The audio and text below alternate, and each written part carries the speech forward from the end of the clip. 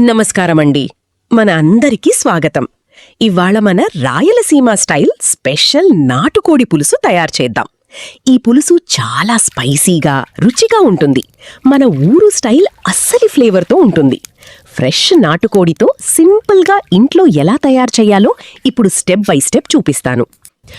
ముందుగా కుక్కర్లో కొంచెం నూనె వేసుకుంటున్నాం.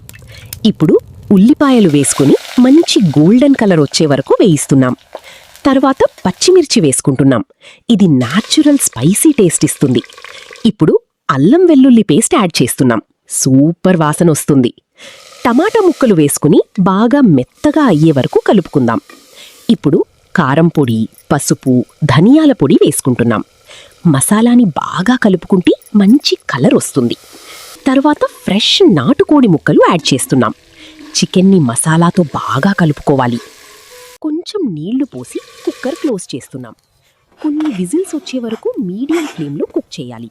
కుక్ అయ్యాక ఫ్రెష్ కొత్తిమీర వేసుకుంటున్నాం. మన రాయలసీమ నాటుకోడి పులుసు రెడీ అయిపోయింది.